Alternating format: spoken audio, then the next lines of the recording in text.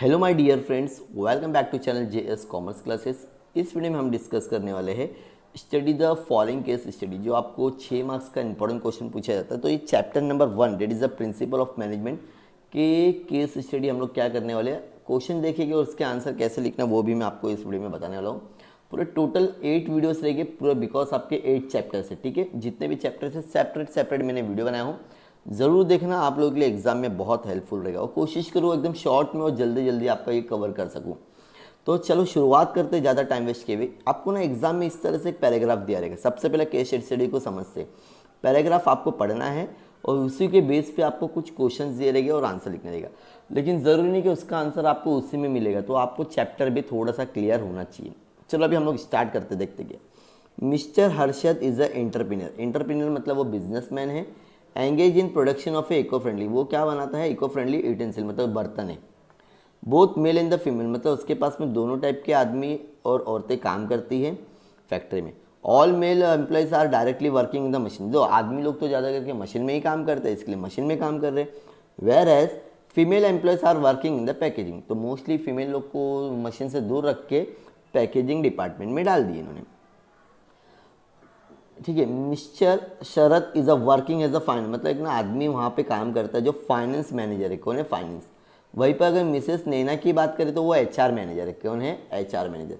Who is the responsible for requiring पर, ये मतलब कौन किसके लिए जिम्मेदार है, वो मुझे इसके ऊपर कुछ आंसर बेसिस देना है। ठीक है, ये क्वेश्चन हो गया। अब इसके बेसिस पे पहला क्वेश्चन देखो, identify any one principle of the management of the in above case.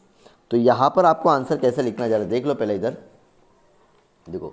ये क्वेश्चन था identify any one principle of the, तो यहाँ पर ना प्रिंसिपल ऑफ डिवीजन, सर यहाँ पर कहीं पर भी प्रिंसिपल ऑफ डिवीजन वर्क तो नहीं दिख रहा है। मैंने आपको पहले ही बता दिया था, आपको चैप्टर भी क्लियर होना चाहिए। इसने क्या किया था, काम को बांट दिया, मतलब ये औरतें ये काम करेगी, आदमी ये काम करेंगे, प्लस उसने एचआर मैनेजर, मतलब अपने काम को पूरा टोटली इसने बांट दिया। किसने, मिस्टर शरद ने, एंटरप्रेन्योर ने। Second, what is the designation of a mister Naina, देखो यहीं पर आपको दिख रही मिस्टर नैना दिख रही। मिस्टर नैना क्या काम करती है, एचआर मैनेजर। लेकिन अब आपको आंसर कैसे लिखना है जरा देखेंगे ध्यान से। What is the designation of a mister Naina, तो बस आपको लिखना है एचआर मैनेजर, और आपको कितना मिल जाएगा, 1 मार्क्स मिल जाएगा। Who is the responsible for overall planning, देखो बिजनेस का ओवरऑल प्लानिंग कौन करता है, मेन मालिक। और मेन मालिक कौन है, अपने हम लोग ने क्वेश्चन की शुरुआत में देख लेते, मिस्टर हर्षद। तो यहाँ पे आपको आंसर किस तरह से लिखना है, मिस्टर हर्षद। बस एक एक लाइन का आंसर लिखना है और 3 मार्क्स आपको मिल जाएंगे। ठीक है, next second, in the Fine Diamond Limited 200 employees are working, कितने, बाप रे बाप 200 इन 3 शिफ्ट, 3 शिफ्ट में काम करते हैं। पहली शिफ्ट में 60 एम्प्लॉय आते हैं, सेकंड में 60 आते हैं और लास्ट में कितने आते हैं, 80 आते हैं। मतलब 8 आवर्स का होता है ना काम इसके लिए। वर्किंग विदाउट सफिशिएंट ब्रेक, मतलब ना सबको ना ब्रेक किसी को भी नहीं मिल रहा है एक्सेप्ट लंच। हाँ, लंच का खाली ब्रेक मिलेगा। और शिफ्ट चेंज डायरेक्टली होती है बिना ब्रेक के। No employee is able to complete the work with the designated time, मतलब सबसे पहले तो जो इनको टाइम दिया है, फॉर एग्जाम्पल एक आदमी को बोला गया भाई तुमको 6 घंटे में काम करना है, लेकिन वो 6 घंटे नहीं ले रहा है, 8 घंटे ले रहा है। ठीक है, which result into delay for the next shift, देखो फिर से क्या होता है, नेक्स्ट शिफ्ट वाले को डिले हो रहा है, तुम्हारा जब काम कंप्लीट नहीं होता नेक्स्ट शिफ्ट वाला तो आके बैठा रहेगा। ठीक है, ये पूरा हो गया पैराग्राफ। अब इसके ऊपर कुछ questions, identify which scientific principle need to be followed होता है, कौन से साइंटिफिक मैनेजमेंट वो कंपनी को फॉलो करना चाहिए थे। तो यहाँ पर है वर्क स्टडी। वर्क स्टडी पहले समझो कि एक काम करने के लिए कैसा कितना टाइम लगता है, क्या कैसे करवाना है, ये सारी चीज़ों को समझो। तो पहले का आंसर क्या है, work study. Second, suggest 2 scientific techniques which can be use for smooth flow of a working, ऐसा कौन सी 2 चीज़ है जो साइंटिफिक मैनेजमेंट इसको फॉलो करना चाहिए। पहला है वर्क स्टडी, फिर है फंक्शनल ऑर्गेनाइजेशन, मतलब कैसे काम हो रहा है। ठीक है, बस आपको 2 लिखना है, पूरे बुक में कहीं पर भी नहीं है, मतलब क्वेश्चन में, लेकिन आपको पढ़ना पड़ेगा lesson. Why the work is not, 2 काम क्यों नहीं हो पा रहा है, बिकॉज फैटिग स्टडी, तुम क्या कर रहे हो, अपने एम्प्लॉय को ज़्यादा काम करवा रहे हो बिना, तो उसके उनके हेल्थ पे भी इफेक्ट पड़ेगा और वो अच्छे से काम भी नहीं कर पाएंगे। तो इसका थर्ड का आंसर रहेगा आपका फैटिग। सर ये तो पैराग्राफ में नहीं है, मैंने इसके लिए बोला था आपको चैप्टर भी वो सारी चीज़ें आना चाहिए।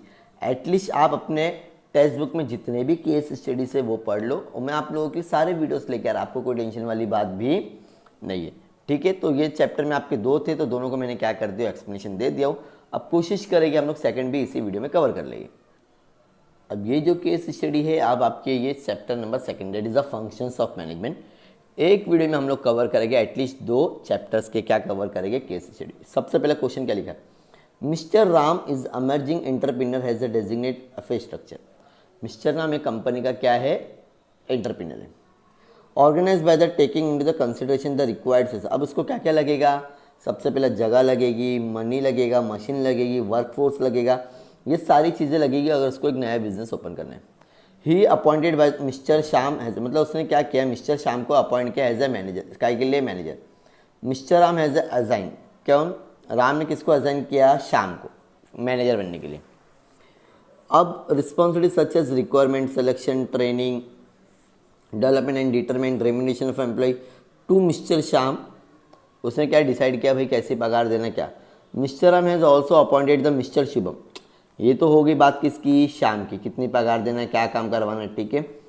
राम ने एक और आदमी को, बंदे को अपॉइंट किया, वो है शुभम नाम का, जो सुपरवाइज कर रहा है जितने भी एम्प्लॉयज उसके पास में काम करेगी। दो, Shubham supervise the work done by the employees according to the standard, मतलब अपने हिसाब से काम हो रहा है कि नहीं वो उसको खाली चेक करेंगे। Mister Shubham has also suggest the remedies to employees, मतलब वो सारी चीज़ें बताएगा एम्प्लॉयज़ को क्या क्या ज़रूरी है। मतलब 2 लोगों को मैंने इसने क्या किया है, मेन किया है। On this content find out the management function. अब मुझे ये बताना है कि मिस्टर राम कौन है, श्याम कौन है, शुभम कौन है। इतना इजी क्वेश्चन एग्जाम में आता है डियर स्टूडेंट्स, ठीक है। मिस्टर राम कौन था, प्लानिंग कर रहा है, वो क्या कर रहा है, प्लानिंग कर रहा है, डन हो गया,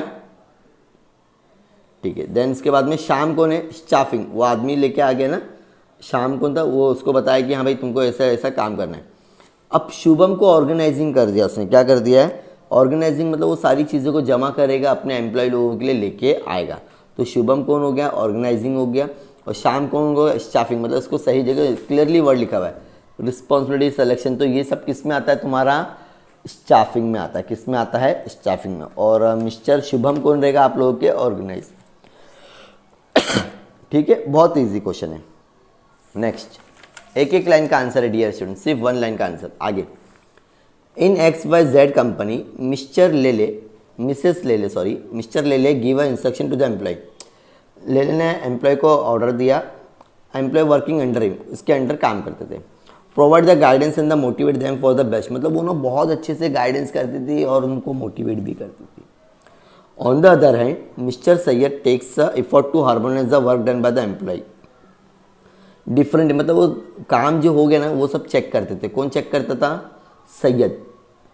while achieving the organisation goal, mister Desai is looking, अच्छा 3 लोग, एक लेले हो गई, एक सैयद हो गई, और एक Desai is looking after the arrangement required sources. ये ना सोर्सेज पे ध्यान दे रहे, मतलब क्या लाना चाहिए नहीं लाना चाहिए।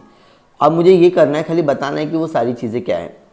Mention the name of the employee, अब कौन सा आदमी क्या काम कर रहा है, ऑर्गेनाइजिंग, ऑर्गेनाइजिंग कौन करेगा यहाँ पे, मुझे कौन बताएगा। देखो देसाई लुकिंग आफ्टर अरेंजमेंट, जब भी अरेंजमेंट की बात होती तो वहाँ पे कौन आ जाता है, ऑर्गेनाइजिंग। ऑर्गेनाइजेशन का फंक्शन कौन निभा रहा है, मिस्टर देसाई। तो यहाँ पर आपको आंसर लिखना है सिर्फ इस तरह से, ऑर्गेनाइजिंग का काम कौन करेगा, मिस्टर देसाई। डायरेक्शन कौन दे रहा था, स्टार्टिंग में ले दे रही थी, और कोऑर्डिनेशन कौन कर रहा था, सैयद। कोऑर्डिनेशन मतलब बातचीत, हाँ भाई क्या लगने वाला और कुछ है क्या बाकी, उसको बोलते हैं मिस्टर सैयद, मतलब क्या बोलेंगे, कोऑर्डिनेशन। बस आपको इस तरह से आंसर लिखना है और 1 मार्क्स मिलते जाएगा। कितना ईजी है। इसके लिए बोलो केस स्टडी जरा भी स्किप मत करना, एग्जाम में बहुत अच्छे मार्क्स दे देगी आपको ये 6 मार्क्स।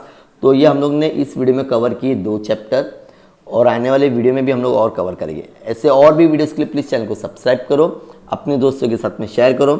हमारा व्हाट्सएप में ग्रुप पे अगर 2024 का एग्जाम दे रहे हो तो आप उसमें जल्दी से जल्दी क्या हो जाओगे, ऐड हो जाओगे। Thank you so much, bye bye.